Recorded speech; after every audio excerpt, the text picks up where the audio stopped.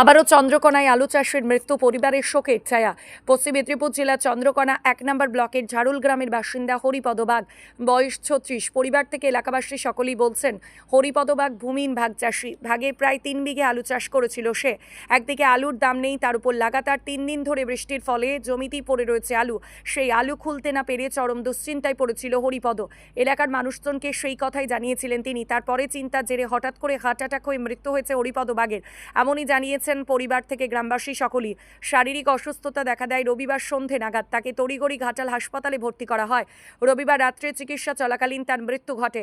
ঘটনার জেরে ইতিমধ্যেই শুরু হয়েছে রাজনৈতিক তরজা। তবে চন্দ্রকোনা তৃণমূল প্রার্থী সূর্যকান্ত দলুই বলেন, পরিবারের পাশে তারা আছে, পরিবারকে সব ধরনের সাহায্য করা হবে। আমার চেনা খুব শান্ত বাবা, চাষবাস খুব কমই করে। এবছর কি হয়ে গেল জানিনি বাবা, বারণ করেছিল তবুও চাষ করলো। করে এবারে আলু খুলতে পারেনি। যে যার সব তো আলাদা ভিন্ন, বলো কত কষ্ট সংসারে, একা কাটুন। আমার 3টি ছেলে বাবা, এটি মেজ ছেলে। না, আমরা সবাই ভিন্ন আছি বাবা, যে যার ভিন্ন সে তার সংসারে, যখনের যার যুগ। সত্যি কথাই বলছি আমি। না না না না না বাবা, কোনো ছেলের জমি নাই, সময় সবারই আমাদের এরকম খেটে খাওয়া বাবা। এই লোকের জমি ভাগবো তো, আমরা আলাদা খাই বাবা। আমিও তো একটু আধটু করি, আমি এবছর করিনি, আমার কপাল ভালো, ছেলেরাই বারণ করতো। হ্যাঁ, আলু চাষ করেছিল। এবারে চিন্তা ভাবনা করতো, টেনশন করতো, ঘরে পড়ে পড়ে ঘুমরাতো, কাঁদতো। আমি শুধু বলতাম যে, বলছে যে চিন্তা হয় মা, আলুর দাম হবে না হবে নি, তুলতে পারবো না পারবো নি, কি করে আলু চাষের দেনা দেবো বলো।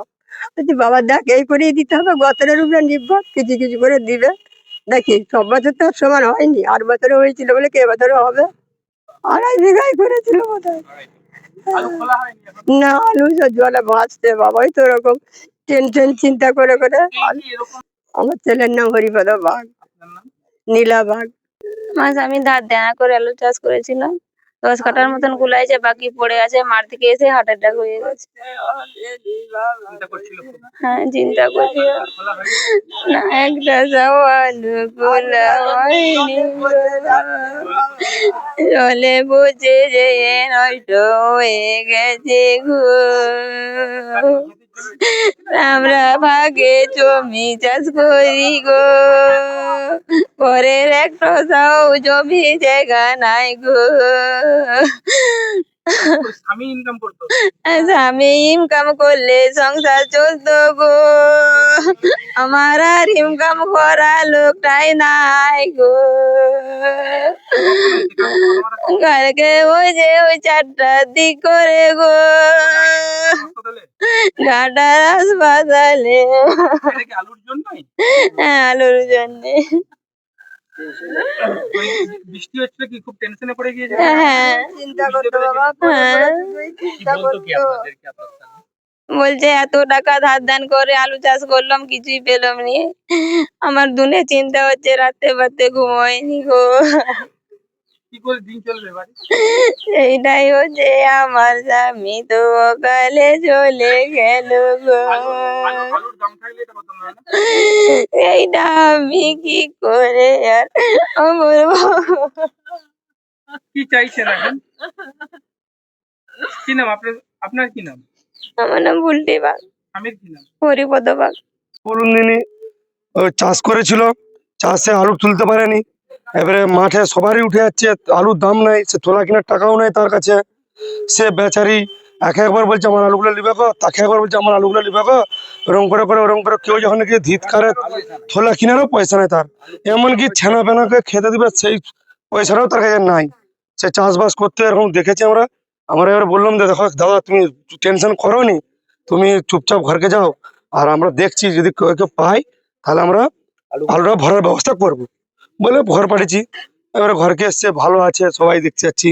আর হঠাৎ করে কি হয়ে গেল আমরা কিছু বুঝতে পারলাম না, যে এইভাবে যে চলে যাবে আমরা বুঝতে পারিনি। আলু টেনশনে চলে গেল, আলু টেনশনেই।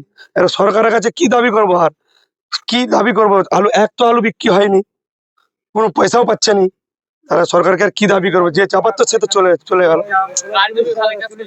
হ্যাঁ, এখানে সে আমাদের দেশের লোকেরই হাটই বংশী হাটের জমি চাষ করেছিল। আচ্ছা এখানে তো এই প্রত্যেক চাষিদেরই একই অবস্থা। হ্যাঁ, প্রত্যেক চাষি একই দাম। এবারে কেউ হচ্ছে থোলা কিনা টাকা থাকলে তার সামর্থ্য থাকলে জিনিস বন্ধক দিয়ে সে কিনে ফেলছে টোরে, আর যার নাই তার মাঠেই পড়ে আছে। আপনারা তো লোকাল কৃষক, হ্যাঁ, কি চাইছেন মানে এই মুহূর্তে আপনারা কি চাইছেন? কি চাইবো বলুন দিন, সরকারকে কিছু যেমন এইটি আবেদন সরকার দাঁড়ায় সহযোগিতা করে, যেমন করে। কারণ এই ছোট ছোট বাচ্চা হ্যাঁ। দিন আনা দিন খাওয়া, অতএব তারা যেমন হচ্ছে কিছু হচ্ছে সহযোগিতা করে সরকার, সেই জন্যই আমাদের এই হচ্ছে আলোচনা আর এটাই হচ্ছে বলা সাংবাদিকের কাছে, কারণ এদের তো আর হ্যাঁ আর হচ্ছে এই তো অবস্থা, সংসার চলবে কি করে সেইটাই নাই, ছোট ছোট বাচ্চা, ঠিক আছে। হ্যাঁ, না এদের কৃষি ঋণ হচ্ছে নাই। অনেক লোকেরই তো হ্যাঁ, কৃষি ঋণ অনেক লোকেরই আছে, প্রত্যেক চাষিরই হচ্ছে কৃষি ঋণ আছে। কৃষি ঋণ হচ্ছে এখন যা অবস্থা, যদি হচ্ছে সরকার হচ্ছে মুকুব করে দেয়, সেটা হচ্ছে চাষিদের পক্ষে খুব মঙ্গল। খবরটা আপনাদের কাছ থেকে শুনলাম এবং কালকেও আমাদের কর্মীরা বলছিল সরকার সবসময় পশ্চিমবঙ্গবাসী, সে যে কোনো প্রকৃতির মানুষ হোক না কেন, সে কৃষক হোক বা ভূমিহীন কৃষক হোক, সমস্ত কৃষক পরিবারের সাথে মমতা বন্দ্যোপাধ্যায় সরকার ছিল, আছে, ভবিষ্যতেও থাকবে। সরকারি যে সমস্ত পরিষেবা পাওয়া দরকার সেগুলো যাতে ঠিকঠাকভাবে পায়, সময় মতো পেয়ে যায়, এবং এই অসহায় পরিবারের পাশে আমাদের মামাটি মানুষের সরকার থাকবে, দাঁড়াবে, এইটুকু বিশ্বাস এবং ভরসা রাখুন। অসহায়ের কোনো জায়গা নেই। আর যারা বিভিন্নভাবে কৃষক বন্ধু বা কৃষক প্রেমের গল্প বলে ভোটের সময় হলে কৃষকদের বাড়িতে পাত পেরে খেতে আসেন, তাদের একটু অনুরোধ করব, দয়া করে বিভিন্ন বর্ডারকে সিল করে দিয়ে বাংলা সহ ভারতবর্ষের বিভিন্ন রাজ্যে যে সমস্ত আলু চাষিরা রয়েছে তাদেরকে নিয়ে এটা রাজনীতি করবেন না। বিজেপি প্রার্থী তৃণমূলকে কাঠগড়াই তুলছে, এক কথায় আপনার নাম না করে আপনাকে নিশানা করেছে। দেখুন, সাম্প্রদায়িক বিজেপির উন্নয়নের কোনো হাতিয়ার নেই। ওটা ভারতবর্ষ জুড়ে আপনি যে কোনো রাজ্যে দাঁড়িয়ে দেখবেন। আর বাংলাতে তো নেই, বাংলার সমস্ত প্রকল্পের টাকা দিয়ে রাখতে দিয়ে এখানে এসে বলছে হিসাব দিতে হবে, এখানে বলছে এই উন্নয়নটা হয়নি কেন। তো স্বভাবত এরা কুমিরের কান্না কাঁদছে। যাবেন আপনি? নিশ্চিতভাবেই যাব, কারণ আমাদের কর্মীরা, আমাদের নেতৃত্বরা ওনাদের পাশে ছিলেন কালকে, সারা সবসময়ই ওনাদের ওই পরিবারের পাশে দাঁড়িয়েছে। আমরাও যাব, আমি ব্যক্তিগতভাবে বলছি আমি যাব।